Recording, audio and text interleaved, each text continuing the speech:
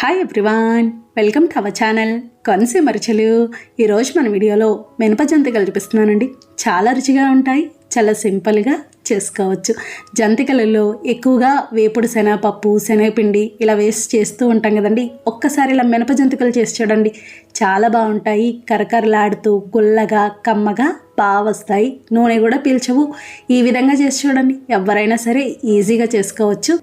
మినప జంతికలకి పెద్ద గ్లాస్తో 2 గ్లాసుల బియ్యపిండి తీసుకున్నాను. ఇది పొడి బియ్యపిండి అండి, అలాగే రేషన్ బియ్యంతో ఆడించిన పిండి. పిండి వంటలకి ఎప్పుడైనా సరే రేషన్ బియ్యంతో పిండి ఆడించుకుంటే పిండి వంటలు బాగా వస్తాయి, నూనె కూడా పీల్చవు. 2 గ్లాసుల బియ్యపిండి తీసుకున్నాం కదండి. ఇప్పుడు అదే గ్లాస్తో 1/2 గ్లాస్ మినపగుళ్ళు తీసుకోవాలి. స్టవ్ ఆన్ చేసి ప్యాన్ పెట్టి మినపగుళ్ళు వేసి లో ఫ్లేమ్లో వేయించుకోవాలి. ఇవి పూర్తిగా రంగు మారే వరకు అవసరం ఉండదు. ఒక్క 10-15 నిమిషాలు వేయించుకుంటే సరిపోతుంది, అంటే పచ్చివాసన రాకుండా. చూడండి, ఇలా బాగా వేగినాయి కదా, ఇలా వేగితే సరిపోతుంది. మనకు తెలుస్తుందండి, సువాసన వస్తుంది, లైట్గా రంగు మారుతాయి. ఇలా వేగాక స్టవ్ ఆఫ్ చేసుకొని మిక్సీ జార్లోకి తీసుకోవాలి.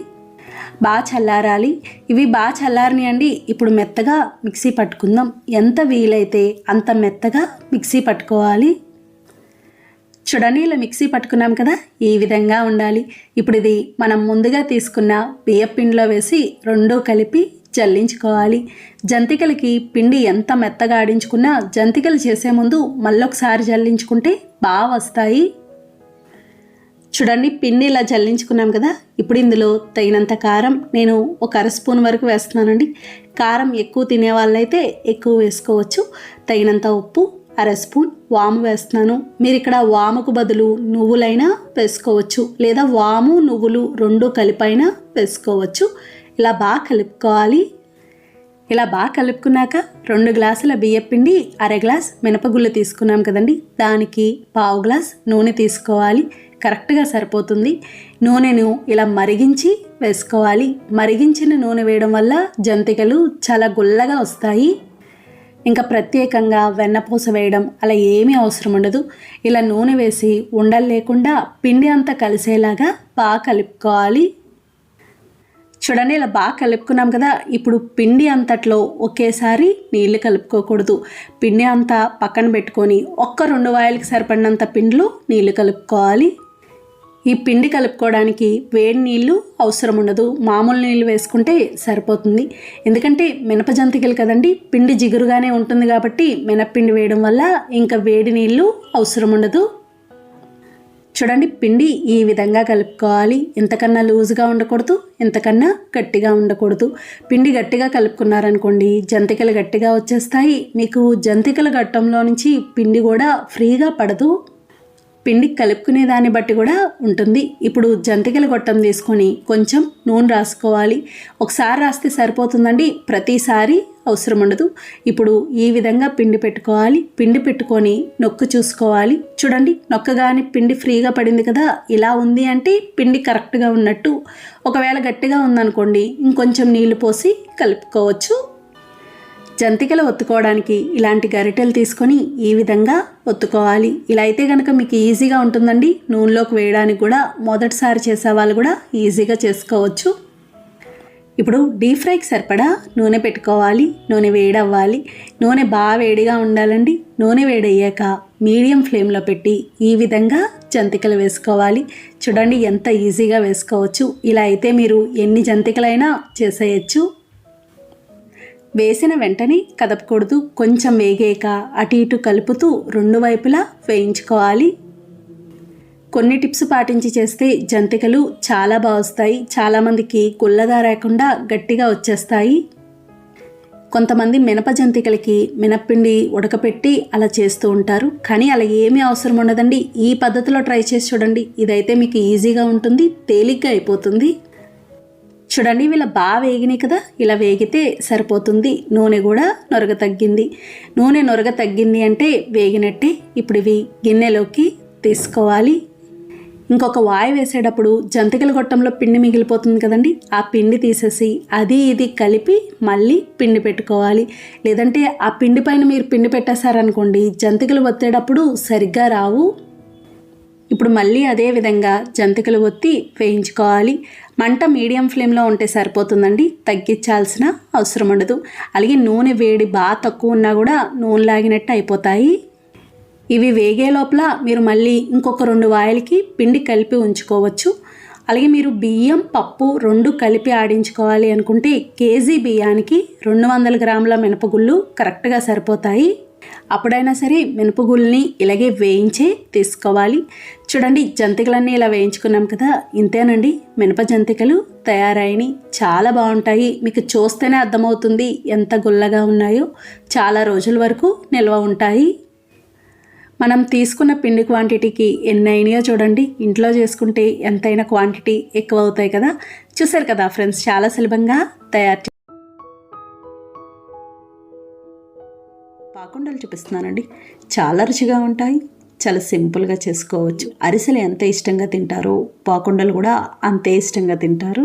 పాకుండలకి పెద్ద గ్లాస్తో 2.5 గ్లాసుల రేషన్ బియ్యం తీసుకున్నాను.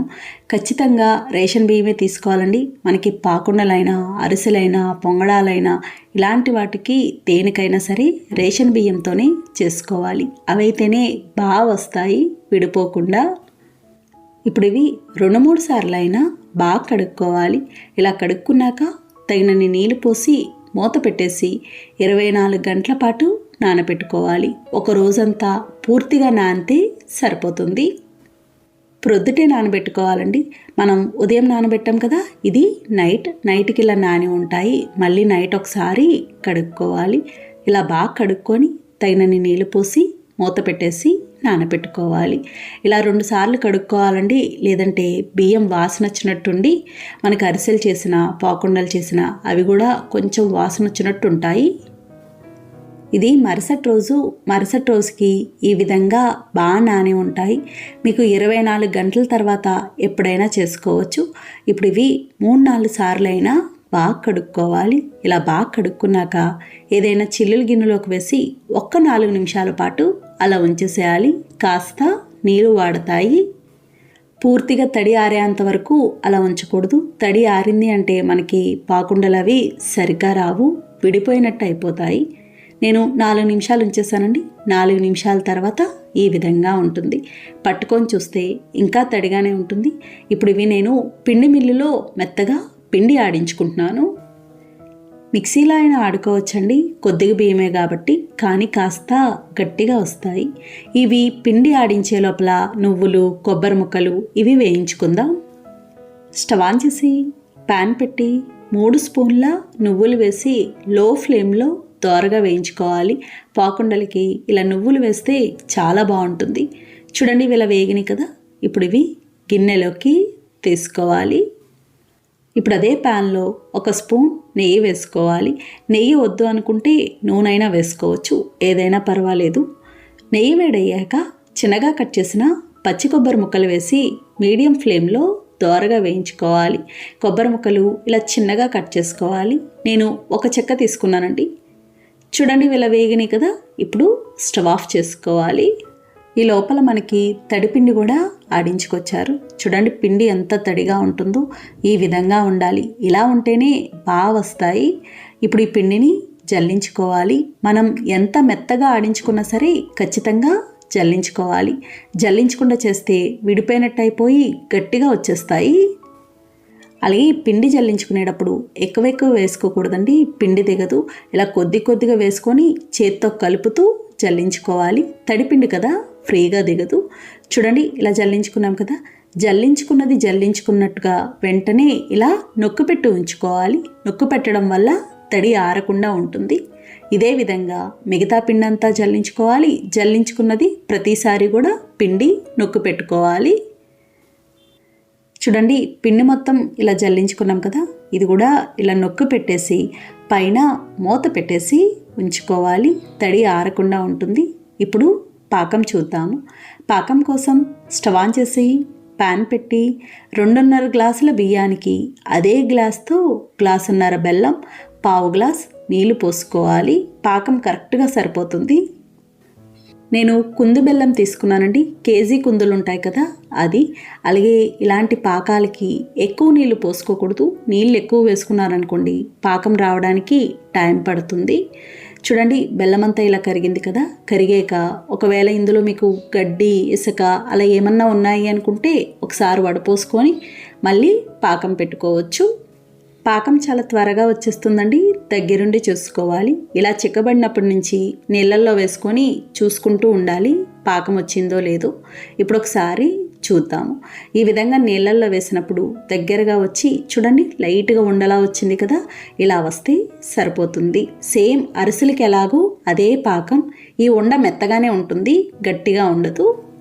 పాకం ఎంతకన్నా తక్కువ వచ్చిందనుకోండి మనకి తీపి చాలదు, పిండి ఎక్కువ పడుతుంది, పాకుండలు కూడా విడిపోతాయి. ఈ పాకం కరెక్ట్గా సరిపోతుంది. ఇప్పుడు స్టవ్ ఆఫ్ చేసుకొని మనం ముందుగా వేయించుకున్న నువ్వులు, కొబ్బరి ముక్కలు అలాగే 2 స్పూన్ల నూనె వేసి కలుపుకోవాలి.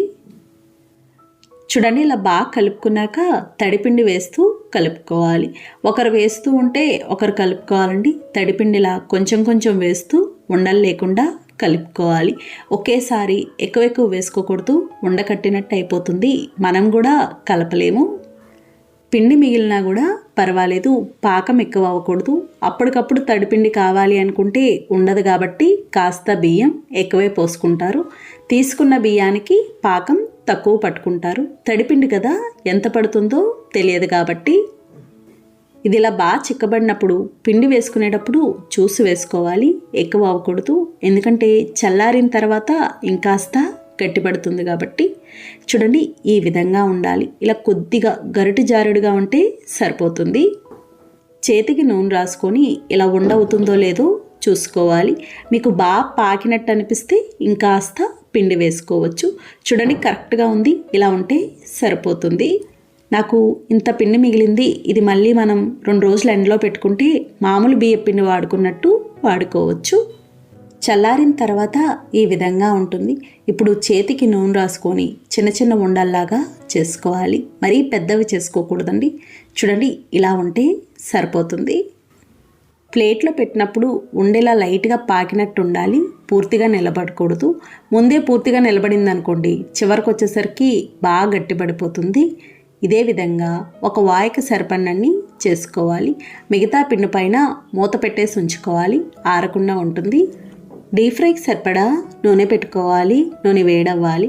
ఏదైనా మందపాటి మూకుల్లో పెట్టుకోవాలండి. పల్చటి మూకుల్లో అనుకోండి అడుగంటుకున్నట్టు అయిపోతాయి. ఇలా వేడయ్యాక లో ఫ్లేమ్లో పెట్టి పాకుండలు వేసి ఫ్రై చేసుకోవాలి.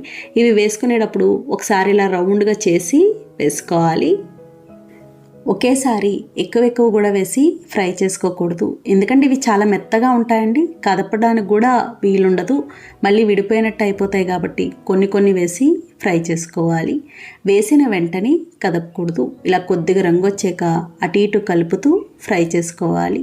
లైట్గా అడుగంటుకుంటాయి, కంగారు పడక్కర్లేదు. ఇవి ఎక్కువగా కూడా గరిటెతో కలపాల్సిన అవసరం ఉండదు. చూడండి ఇలా వేగినాయి కదా, ఈ రంగు వస్తే సరిపోతుంది. ఇప్పుడు ఇవి ప్లేట్లోకి తీసుకోవాలి. చాలా మెత్తగా ఉంటాయండి, తర్వాత గట్టిపడతాయి. ఇదే విధంగా మిగతావన్నీ వేసి ఫ్రై చేసుకోవాలి. నూనె వేడి బాగా తక్కువ ఉంది అనుకుంటే మీడియం ఫ్లేమ్లో పెట్టుకోవచ్చు. బాగా వేడిగా ఉంటే లో ఫ్లేమ్లో పెట్టి వేయించుకోవాలి. అలాగే నూనె సరిగ్గా వేడవకుండా వేసిన పాకం రాకపోయినా పిండి మొరుంగా ఉన్నా కూడా విడిపోయినట్టు అయిపోయి పొడుంగా వచ్చేస్తాయి. ఇలా రావు. చాలామంది అరిసెలు చేసేటప్పుడే చివరిలో కాస్త పిండితో పాకుండలు చేసుకుంటారు. నువ్వులు కొబ్బరి ముక్కలు వేయించి కొంతమంది అదే పిండితో పొంగడాలు కూడా వేసుకుంటారు. అన్నిటికీ ఒకటే పిండి కాబట్టి. చూడండి ఎంత చక్కగా ఉన్నాయో. ఇంతేనండి, పాకుండలు తయారైనవి. బూందీ అచ్చు చూపిస్తున్నానండి. చాలా రుచిగా ఉంటుంది, చాలా సింపుల్గా చేసుకోవచ్చు. చాలా క్రిస్పీగా బాగా వస్తుంది, చాలా రోజుల వరకు నిల్వ ఉంటుంది. బూందీ అచ్చుకి 1 కప్పు శనగపిండి తీసుకున్నాను. 1 కప్పు శనగపిండికి అదే కప్పుతో 1/2 కప్పు బియ్యపిండి వేసుకోవాలి. ఇది పొడి బియ్యపిండి. బూందీకి ఖచ్చితంగా ఇలా పిండి జల్లించుకోవాలి. జల్లించుకోవడం వల్ల పిండి కలుపుకునేటప్పుడు ఉండలు లేకుండా ఉంటుంది. మనం బూందీ దూసుకునేటప్పుడు కూడా బాగా వస్తుంది. పిండంతా ఇలా జల్లించుకున్నాక గిన్నెలోకి తీసుకోవాలి. ఇందులో చాలా కొద్దిగా వంట సోడా వేసుకోవాలండి. చూడండి ఎంత కొంచెం ఉందో, ఎక్కువ వేసుకోకూడదు. మళ్ళీ ఎక్కువ వేసుకున్నారనుకోండి నూనె లాగేస్తుంది. ఇలా కొంచెం వేసుకోవడం వల్ల బూందీ రౌండ్గా బాగా వస్తుంది. 1 కప్పు బూందీకి 1 కప్పు నీళ్లు పోసి ఉండలు లేకుండా కలుపుకోవాలి. ఎప్పుడైనా సరే బూందీకి పిండి చాలా చిక్కగా ఉండాలండి. చిక్కగా కలుపుకుంటేనే బాగా వస్తుంది. పల్చగా అయ్యిందనుకోండి మీకు బూందీ రౌండ్గా రాదు. ఇది కొంచెం చిక్కగా ఉందని ఇంకొద్దిగా నీళ్లు పోసుకున్నాను. ఎక్కువ కూడా కాదు, చాలా కొద్దిగా వేసుకోవాలి. ఈ విధంగా ఉండాలి. ఇంతకన్నా పల్చగా ఉండకూడదు, ఇంతకన్నా చిక్కగా ఉండకూడదు. ఇలా ఉంటే సరిపోతుంది. అంటే 1 కప్పుకి ఇంకొక 2 స్పూన్లు అలా నీళ్లు పట్టినాయండి, అంతే. ఇంక ఎక్స్ట్రా పోయాల్సిన అవసరం ఉండదు. అలాగే బూందీ దూసుకోవడానికి ఇలాంటి చిల్లులు గరిట తీసుకోవాలి. డీప్ ఫ్రైకి సరిపడా నూనె పెట్టుకోవాలి. నూనె వేడవ్వాలి. నూనె బాగా వేడిగా ఉండాలండి. ఇప్పుడు కొంచెం పిండి వేసి చూద్దాము. చూడండి, పిండి వేయగానే ఇలా పైకి తేలింది అంటే నూనె వేడిగా ఉన్నట్టే. ఇలా వేడయ్యాక మీడియం ఫ్లేమ్లో పెట్టి ఈ విధంగా బూందీ దూసుకోవాలి. 1 గరిటె పిండి వేసుకుంటే సరిపోతుందండి. ఎక్కువ పిండి వేశారనుకోండి మళ్ళీ ఇరుకైపోయినట్టు అయిపోతుంది. పిండి వేసి గరిటెతో ఇలా స్లోగా అంటే సరిపోతుంది. చూడండి ఎంత చక్కగా వచ్చిందో. ఇది అటు ఇటు కలుపుతూ వేయించుకోవాలి. చాలా త్వరగా వేగిపోతుంది. చూడండి, ఇది ఇలా బాగా వేగింది కదా. నూనె కూడా నొరగ తగ్గింది. నూనె నొరగ తగ్గింది అంటే వేగినట్టే. అలాగే బూందీ రంగు కూడా మారింది. ఈ రంగు రావాలండి. ఈ రంగు వస్తే బాగుంటుంది. పట్టుకొని చూస్తే క్రిస్పీగా ఉంటుంది. ఇప్పుడు ఇది గిన్నెలోకి తీసుకోవాలి. సరిగ్గా వేగలేదనుకోండి మెత్తగా ఉంటుంది. అదే మనం లడ్డూ చేసినప్పుడైతే బూందీ మెత్తగా వేయించుకుంటాము. బూందీ అచ్చు, మలార్ పుండలు, కారపు బూందీకైతే క్రిస్పీగా వేయించుకోవాలి. ఇంకొక వాయి వేసే ముందు ప్రతిసారి కూడా గరిటెకున్న పిండి ఈ విధంగా తీసేసుకోవాలండి. ఇలా తీసే వేసుకోవాలి. లేదంటే పిండి ఉండిపోయి బూందీ రౌండ్గా రాదు, తోకల్లా వస్తుంది. బూందీ చేయడానికి కొన్ని టిప్స్ చెప్తానండి. చూడండి, ప్యాన్లో నూనె సగానికి తక్కువే తీసుకోవాలి. ఎందుకంటే నూనె బాగా వేడిగా ఉంటుంది కదా, మనం పిండి వేసేటప్పుడు పైకి పొంగిపోతుంది. అలాగే పిండి బాగా చిక్కగా కలుపుకోవాలి. నూనె బాగా వేడిగా ఉండాలి. పిండి పల్చగా ఉన్నా, నూనె వేడిగా లేకపోయినా బూందీ రౌండ్గా రాదు, నూనె లాగినట్టు అయిపోతుంది. మీకు ఒకవేళ పిండి పల్చగా ఉండి బూందీ రౌండ్గా రాలేదని డౌట్ అనిపిస్తే ఇంకొక 2 స్పూన్లు శనగపిండి వేసి కలుపుకోవచ్చు, పర్వాలేదు. చూడండి, బూందీ అంతా ఇలా చేసుకున్నాం కదా, ఎంత చక్కగా ఉందో. ఇప్పుడు పాకం పట్టుకునే దానికంటే ముందు మనం ఏ ప్లేట్లో అయితే అచ్చు వేయాలనుకుంటున్నామో ఆ ప్లేట్కి ఇలా కొంచెం నూనె రాసి పెట్టుకోవాలి. ఇప్పుడు పాకం చూద్దాము. 1 కప్పు శనగపిండికి అదే కప్పుతో 1.5 కప్పు బెల్లం తీసుకోవాలి. తీపి కరెక్ట్గా సరిపోతుంది. ఇందులో 1/4 కప్పు వరకు నీళ్లు పోసుకోవాలి. అలాగే 4 యాలకులు కూడా వేసి కలుపుకోవాలి. బెల్లంలో 2 రకాలు ఉంటాయి కదండి, గట్టి బెల్లం, మెత్తని బెల్లం. ఇలాంటి అచ్చులకి మెత్తని బెల్లం తీసుకోవాలి. మెత్తని బెల్లం అయితే పాకం కరెక్ట్గా వస్తుంది. అదే గవ్వలు, కొమ్ములు చేయాలనుకున్నప్పుడు గట్టి బెల్లం తీసుకోవాలి. దీనికి బాగా ముదురు పాకం రావాలి. చూడండి, కొద్దిగా చిక్కబడుతుంది. ఈ విధంగా రావాలి. ఇప్పుడు ఒకసారి నీళ్ళల్లో వేసుకొని చూసుకుందాం. ఇలా నీళ్ళల్లో వేసినప్పుడు ఉండలా అయ్యి మనకి కొడితే టంగుమని సౌండ్ వస్తుంది. అలా వచ్చింది అంటే మనకి పాకం వచ్చినట్టే. మీకు ఇలా రాకుండా ఇంకా సాగుతుంది అనిపిస్తే ఇంకొక నిమిషం పాటు ఉంచండి.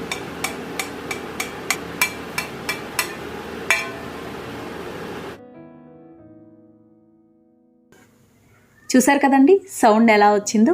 పాకం గట్టిపడితేనే సౌండ్ అలా వస్తుంది. మెత్తగా ఉంటే గనక అలా రాదు. ఇలా చేస్తే గనక మీకు అచ్చు క్రిస్పీగా ఉంటుంది. మనం తినేటప్పుడు పంటికి అంటుకోకుండా ఉంటుంది. స్టవ్ ఆఫ్ చేసుకొని వెంటనే బూందీ అంతా వేసి బాగా కలుపుకోవాలి. ఇలా కలుపుకొని మనం ముందు నూనె రాసి పెట్టుకున్నాం కదండి, ఆ ప్లేట్లోకి వేసుకోవాలి. మీకు అదే గట్టి బెల్లం అనుకోండి ఇలా ఉండదన్నమాట, పొడి పొడిగా అయిపోతుంది. అంటే మనం గవ్వలకి పాకం పట్టినప్పుడు ఎలా అయితే పొడి పొడిగా అయిపోతుందో అలా వచ్చేస్తుంది. మెత్తన బెల్లం అయితేనే మనం ఎంత ముదురు పాకం పెట్టినా కూడా పొడి పొడిగా అవ్వకుండా ఈ విధంగా వచ్చింది. అందుకే మీకు ఒకవేళ డౌట్ ఉంటే కనుక బెల్లాన్ని ఒకసారి ముందు కొంచెం పాకం పట్టి చూసుకోండి. లేదంటే మొత్తం అంతా వేస్ట్ అయిపోతుంది కదా. ముందు కొంచెం పాకం పట్టుకుంటే తెలుస్తుంది. వేరుశనగపప్పు అచ్చు, వేరుశనగపప్పు వండ్లు, నువ్వుపప్పు అచ్చు, అలాగే జీడిపప్పు అచ్చు ఇది చేస్తాం కదండి. వీటి అన్నిటికీ కూడా ఇదే పాకం.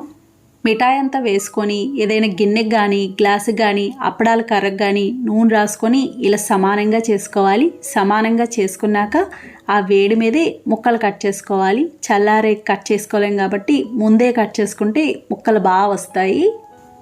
ఇలా కట్ చేసాక కాసేపు అలా ఉంచేసేయాలి. పూర్తిగా చల్లారాక తీసుకోవాలి. అప్పుడు ముక్కలు బాగా వస్తాయి.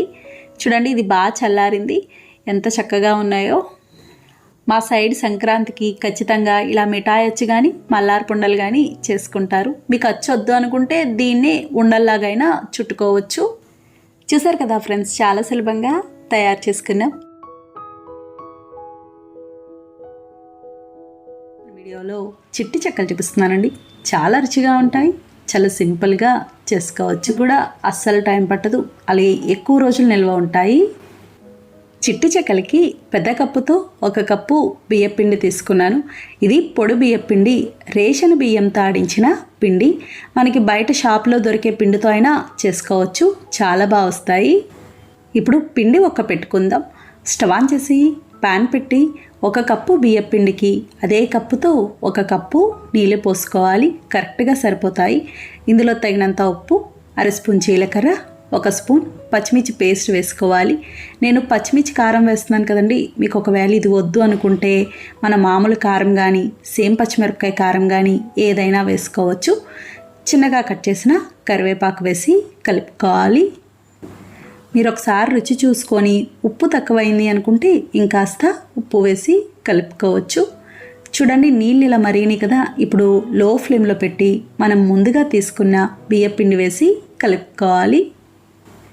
ఇలా తడి పొడిగా కలుపుకొని స్టవ్ ఆఫ్ చేసుకోవచ్చు. స్టవ్ ఆఫ్ చేసుకున్నాక మళ్ళీ కలుపుకోవచ్చు. నీళ్లు మరిగించేటప్పుడు నూనె కానీ వెన్న కానీ ఏమీ వేయాల్సిన అవసరం ఉండదు, చాలా గుల్లగా వస్తాయి. చూడండి ఇలా బాగా కలుపుకోవాలి. అలాగే మీరు ఒకవేళ పెసరపప్పు కానీ శనగపప్పు కానీ వేసుకోవాలి అనుకుంటే ఈ టైంలో వేసుకోవచ్చు. మీరు ఏది వేసుకోవాలనుకున్నా నానబెట్టి వేసుకోవాలి. ఇలా బాగా కలుపుకొని మూత పెట్టేసి చల్లారే వరకు అలా ఉంచేసేయాలి. ఇది బాగా చల్లారిందండి. ఇప్పుడు చపాతీ పిండి కలుపుకున్నట్టు ఉండలు లేకుండా సాఫ్ట్గా కలుపుకోవాలి. మీరు ఎక్కువ మొత్తంలో చేశారనుకోండి ఒక బేసిన్లో వేసుకొని కొద్ది కొద్దిగా పిండి కలుపుకొని ముద్దలు చేసి ఉంచుకోవచ్చు. ఇది కొంచెమే కాబట్టి నేను ఒకేసారి పెద్ద ముద్ద కింద కలిపేస్తున్నాను. అలాగే ఇది పిండి కలిపేటప్పుడు పొడి పొడిగా ఉంది కదా అని నీళ్లు పోయడం అలా ఏమీ చేయొద్దు. అలా నీళ్లు పోసారనుకోండి చెక్కలు నూనె లాగేస్తాయి. మనం తీసుకున్న నీళ్లు కరెక్ట్గా సరిపోతాయి. చూడండి ఇలా బాగా కలుపుకున్నాం కదా, ఈ విధంగా ఉండాలి. ఇప్పుడు చేతికి కొంచెం నూనె రాసుకొని కొద్ది కొద్దిగా పిండి తీసుకోవాలి. మిగతా పిండి పైన మూత పెట్టేసి ఉంచుకుంటే పిండి ఆరకుండా ఉంటుంది. చెక్కలు చేయడానికి చిన్న చిన్న బాల్స్లా చేస్తాం కదండి, అలా బాల్స్ చేయాలి అనుకుంటే చాలా టైం పడుతుంది. అందుకనే ఇలా రోల్లా చేసి ఈ విధంగా కట్ చేసుకున్నారనుకోండి చాలా ఈజీగా అయిపోతుంది. ఇదే విధంగా అన్నీ కట్ చేసుకోవాలి. చూడండి పిండి ముద్దలన్నీ ఇలా కట్ చేసుకున్నాం కదా. ఇప్పుడు చెక్కలు ఒత్తుకుందాం. చెక్కలు ఒత్తుకోవడానికి ఇలాంటి బటర్ పేపర్ కానీ కవర్ కానీ ఏదైనా తీసుకోవచ్చు. నేనైతే బటర్ పేపర్ తీసుకున్నాను. బటర్ పేపర్కి నూనె రాయాల్సిన అవసరం ఉండదు. ఒకవేళ మీరు కవర్ తీసుకుంటే కనుక ఈ విధంగా 2 తీసుకోవాలి. రెండిటికి కూడా కొంచెం నూనె రాసుకుంటే సరిపోతుంది. ఇలా నూనె రాసుకొని మనం ముందుగా తీసుకున్న పిండి ముద్దలు పెట్టి పైన ఇంకొక కవర్ కూడా పెట్టి ఇలా గ్లాస్ కానీ గిన్నె కానీ ఏదైనా తీసుకోవచ్చు. ఇలా అప్పడాలు ఒత్తుకోవడానికి ఈ విధంగా ఒత్తుకోవాలి. ఇవి మరీ పల్చగా ఉండకూడదండి, మరీ మందంగా ఉండకూడదు, సమానంగా ఉండాలి. బాగా పల్చగా ఉన్న నూనె లాగేస్తాయి. చూడండి అన్నీ ఇలా ఒత్తుకున్నాం కదా, ఈ విధంగా ఉండాలి. ఇలా ఉంటే సరిపోతుంది. ఇప్పుడు ఇవి ప్లేట్లోకి తీసుకోవాలి. మీరు ఒకవేళ పెద్ద చెక్కలు చేసుకోవాలి అనుకుంటే పెద్దవి కూడా చేసుకోవచ్చు. పిండి రోల్ చేసుకునేటప్పుడు కొద్దిగా లావుగా రోల్ చేసుకొని పెద్దగా కట్ చేసుకుంటే సరిపోతుంది. చూడండి అన్నీ ఇలా చేసుకున్నాం కదా. ఇప్పుడు డీప్ ఫ్రై చేసుకుందాం. డీప్ ఫ్రైకి సరిపడా నూనె పెట్టుకోవాలి. నూనె వేడవ్వాలి. నూనె బాగా వేడిగా ఉండాలండి. సరిగ్గా వేడవ్వకుండా వేస్తే నూనె లాగేస్తాయి. చూడండి ఈ విధంగా ఉండాలి. ఇలా వేడయ్యాక మీడియం ఫ్లేమ్లో పెట్టి మనం ముందుగా ఒత్తుకున్న చెక్కలు వేసి వేయించుకోవాలి. 4 వేసి అలా కలిపి వేసినా కూడా పర్వాలేదు, ఇవి కాస్త వేగాక విడిపోతాయి. చూడండి వీళ్ళ బాగా వేగినాయి కదా, ఈ రంగు రావాలి. నూనె నొరగ తగ్గింది అంటే వేగినట్టే. నూనె నొరగ తగ్గకుండా తీసారనుకోండి అవి సరిగ్గా వేగవు, అక్కడక్కడ మెత్తగా ఉన్నట్టు ఉంటాయి. ఇవిలా నూనెలో తీసిన వెంటనే గిన్నెలో కానీ ప్లేట్లో కానీ వేసుకోకూడదు. అలా చిల్లులు గరిటలో కానీ లేదా చిల్లులు గిన్నెలో కానీ కాసేపు అలా ఉంచితే నూనె ఏమన్నా ఉంటే వాడిపోతుంది. నేను కూడా 1 నిమిషం గరిటలో అలా ఉంచేసి గిన్నెలోకి తీసుకున్నాను. ఇదే విధంగా మిగతావన్నీ వేయించుకోవాలి. ఇంకొక వాయి వేసేటప్పుడు నూనె మళ్ళీ కాస్త వేడవనివ్వాలి, వేడయ్యాకే వేసుకోవాలి. చూడండి ఇవి కూడా ఇలా వేగినాయి కదా, ఇప్పుడు ఇవి గిన్నెలోకి తీసుకోవాలి. చాలా బాగుంటాయండి, క్వాంటిటీ కూడా చాలా అవుతాయి. చూస్తేనే తెలుస్తుంది కదండి కుల్లగా ఉన్నట్టు. కాస్త పెద్దవాళ్ళైనా కూడా ఈజీగా తినచ్చు. చెక్కలన్నీ ఇలా చేసుకున్నాక టిష్యూ పేపర్లో వేసి కాసేపు అలా ఉంచేసి తర్వాత డబ్బాలో పెట్టుకుంటే సరిపోతుంది. అంతేనండి, చిట్టి చెక్కలు తయారైనవి. చూసారు కదా ఫ్రెండ్స్, చాలా సులభంగా తయారు చేసుకున్నాం. నచ్చిందండి వీడియో? మీకు నచ్చితే లైక్ చేయండి, షేర్ చేయండి, కామెంట్ చేయండి. Thank you for watching.